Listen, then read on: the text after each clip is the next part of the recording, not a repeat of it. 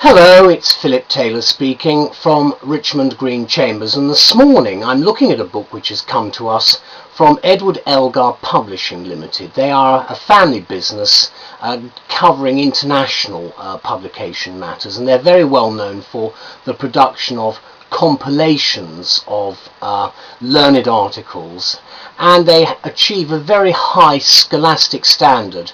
And something which most academics will find of great benefit when they are conducting detailed research in pretty narrow areas of law. This morning I'm looking at a book which is called the Research Handbook on the Economics of Corporate Law. It's a bit of a long title. That's the front cover. There's the side, and then there's the back. This is one of the research handbooks in Law and Economics series.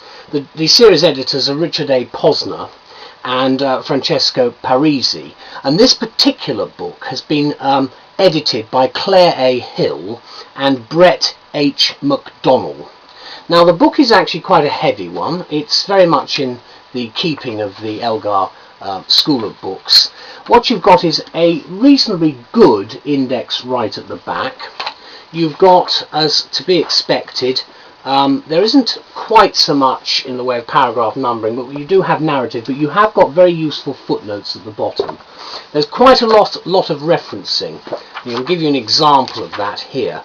There are the references, and each of the chapters has what you can see there, which is a conclusion, which is quite useful because this is actually looking at the balance between law and economics in corporate matters, and I think corporate law matters, and I think it's very helpful indeed.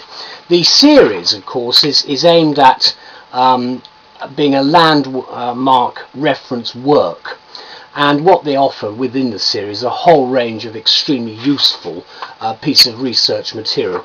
There are 5 parts to this book in the contents you can see there, covering corporate constituencies, insider governance, gatekeepers, jurisdiction and new theories. You notice the terms are slightly different, but when you're looking at things like gatekeepers, we know that that's regulation to a certain extent.